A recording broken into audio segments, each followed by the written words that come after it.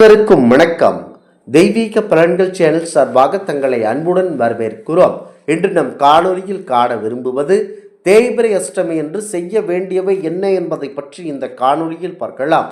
வாருங்கள் காணொலிக்கு செல்லலாம். மறக்காமல் ஒரு சப்ஸ்கிரைப் செய்யவும். தேய்பிறை அஷ்டமியில் பிரச்சனைகள் அனைத்தும் நீங்க பைரவரை வழிபட வேண்டும் என்பது அனைவருக்கும் தெரியும். ஆனால் எப்படி வழிபட வேண்டும் என்ற சரியான முறையை கையாள்வதற்கு பலருக்கும் தெரியாது.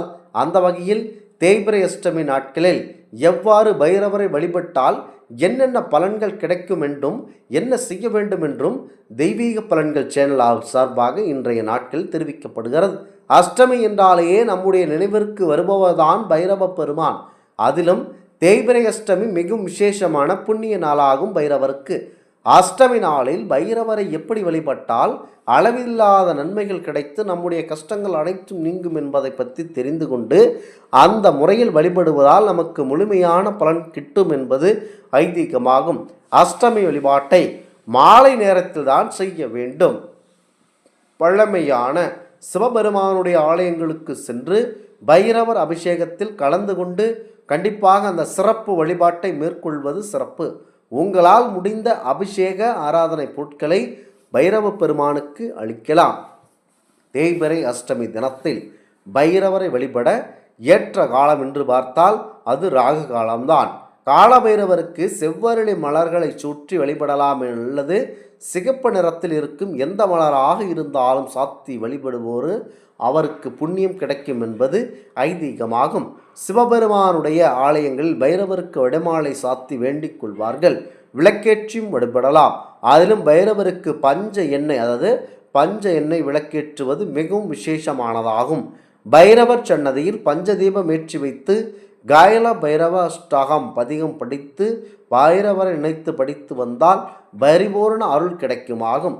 பஞ்சதீபம் என்பது இலப்ப எண்ணெய், விளக்கெண்ணெய், தேங்காய் எண்ணெய், நல்லெண்ணெய், பசுநெய் ஆகிய ஐந்தையும் தனித்தனியாக 5 அகல் விளக்குகளில் ஊற்றி அவற்றில் தீபம் ஏற்ற வேண்டும். பைரவருக்கு பஞ்சதீபம் ஏற்றி வைத்து வழிபட்டால் நினைத்த காரியங்கள் நினைத்த இடத்தில் நினைத்தது போன்று நடைபெறும். தீரவே தீராது என்ற கடன் பிரச்சனை, கொடூர சண்டைகள் எதுவாக இருந்தாலும் அந்த பிரச்சனைகள் பறந்தோடிவிடும் என்பது ஐதீகமாகும். சிவபெருமானுடைய ருத்ர ஸ்வரூபமான இருப்பவர்தான் நம்முடைய கால பைரவர். சிவபெருமானுடைய ஆலயங்கள் வடகிழக்கு பகுதியில் நின்ற கோலத்தில் காட்சி தருபவர் பைரவர். 12 கைகளுடன் நாகத்தை பூநூலாகவும் சந்திரனையும் தலையில் வைக்கும். முக்கியமாக சூலாயுதம், பாசக்கயிறு, அங்குசம் ஆகிய ஆயுதங்களை தாங்கியும் நிர்வாண ரூபமாய் காட்சி தருபவர் நம்முடைய பைரவர். சுத்தமான புனுகு கிடைத்து வாங்கி வந்து கொடுத்து பைரவர் பாதத்தில் வைத்து எடுத்து அதை ரூபாய் நோட்டில் தடவி அதனை நினைத்து பைரவரை மனதில் நினைத்து வழிபட வேண்டும். கடன் தீர வேண்டும் என்ற பிரார்த்தனை செய்தால் கடன் சுமையிலிருந்து கண்டிப்பாக விடுபடலாம். பைரவர் சன்னிதானத்தில் பூசணிக்காய் தீபம் ஏற்றலாம். பைரவருக்கு முந்திரி பருப்பு வாங்கி கொடுத்து அர்ச்சனை செய்யலாம். இது போன்ற சின்ன சின்ன எளிய வழிபாடுகளை செய்தாலேயே காலத்தால் வரும் துன்பங்கள் நன்மை யாதும் செய்யாது. அதுபோல கண் திருஷ்டி, ஏவல், சூனியம், முக்கியமாக பிள்ளி, எதிரிகளுடைய தொல்லைகளிலிருந்து விடுபடலாம். காலபைரவர் வழிபாடு சிறப்பானது. பைரவருக்குரிய மந்திரங்களையும் ராகுகால வேளையிலும் பைரவரை நினைத்து அந்த மந்திரங்களை சொல்லி வழிபட்டால் அனைத்தும் நல்லபடியாக நடைபெறும் என்பது ஐதீகமாகும்.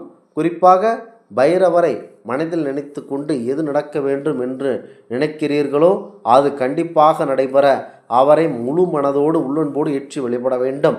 பைரவர் விரதம் அனைத்து அஷ்டம திதியிலும் கொண்டாடப்படுகிறது.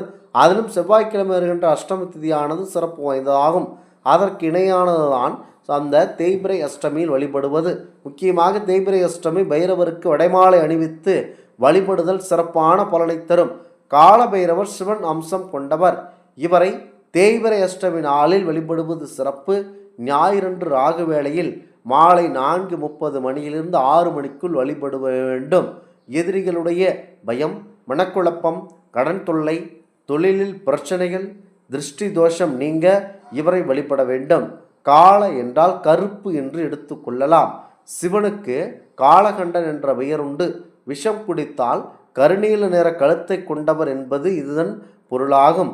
சிவபெருமானின் பஞ்ச குமாரர்கள் கணபதி, முருகன், வீரபத்ரர், ஐயனார் மற்றும் பைரவரும் ஒருவர். பைரவர் என்பது வடமொழி சொல்லாகும். இதற்கு மிகவும் பயங்கரமானவர் என்பது பொருளாகும். எதிரிகளுக்கு பயம் தந்து தன்னை நாடுபவர்களுக்கு அருள் செய்வதனால் இவருக்கு பைரவர் என்பது பெயர் ஆயிற்று. காசி நகரமே பைரவரின் பிரதான தலம் என்பதனால் இந்நகரின் பல்வேறு இடங்களில் பைரவர் கோவில்கள் காணப்படுகின்றன. 8 திசைகளை காக்கும் பொருட்டு அஷ்ட பைரவர்களாகவும் 64 பணிகளை செய்ய 64 பைரவர்களாகவும் விளங்குவதாக நம்பப்படுகிறது. மேலும் சுவர்ண பைரவர் போன்ற சிறப்பு பைரவ தோற்றங்களும் காணப்படுகின்றன. முக்கியமாக பைரவமூர்த்தி 64 பணிகளும் செய்யும் பொருட்டு 64 பைரவராக தோற்றமளிக்கிறார். நீலகண்ட பைரவர், விஷாசல பைரவர், மார்த்தாண்ட பைரவர், முண்டபிரபு பைரவண்டவர் இப்படி 64 பைரவர் இருப்பது மாபெரும் சிறப்பு மிக்கதாக இருக்கின்றன.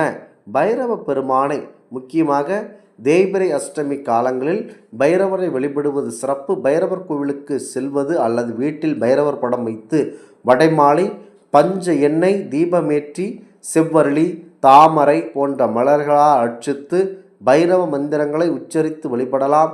இது கடன் தொல்லை, எதிரிகள் பயம் நீங்கவும் செல்வ செழிப்பு, நீண்ட நாள் நோய்கள் குறையும் உதவுகின்றன. தேய்பிறை அஷ்டமி பைரவருக்கு மிகவும் சிறப்பான நாள். எனவே பைரவரை வழிபடுவது அவசியம். பைரவர் சன்னதி அல்லது வீட்டில் பைரவர் படம் வைத்து பூஜை செய்யலாம். பஞ்ச எண்ணெய், நல்லெண்ணெய், இலுப்பை எண்ணெய், விளக்கெண்ணெய், தேங்காய் எண்ணெய், நல்லெண்ணெய் கொண்டு தீபம் ஏற்றுவது பைரவருக்கு விசேஷம். வடைமாலை சாற்றுவது, செவ்வரடி, தாமரை, வில்வ இலை மலைகளால் ஆட்சிப்பது சிறப்பாகும். பைரவர் மந்திரங்கள் காலபைரவாஷ்டக பதிகம், பைரவர் காயத்ரி மந்திரம் போன்றவற்றை மனதில் நினைத்து கொண்டு செயல்படலாம். கடன் தொல்லைகள், எதிர்ப்புகள் நீங்க பைரவரை வழிபடுதல், செல்வ செழிப்பு, பணத்தடைகள் நீங்க சொர்ணகர்ஜன பைரவரை பூஜை செய்யலாம். நோய்கள், மனக்குழப்பங்கள் நீங்க காலை மாலை நேரங்களில் வழிபடுதல் முக்கியமாகும். முக்கியமாக பித்ருதோஷம் நீங்க மாலை வேளையில் வழிபடுவதால் பித்ருதோஷங்கள் நீங்கும். தேய்பிறை அஷ்டமியில் பைரவரை வழிபடும் போது சில நேரங்கள் தேங்காய் தீபம் ஏற்றப்படுகிறது.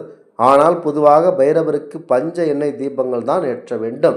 இந்த வழிபாடுகள் நம்பிக்கையுடன் செய்வதனால் வாழ்க்கையில் நேர்மறையான மாற்றங்கள் ஏற்படும் என்பது நம்பப்படுகிறது.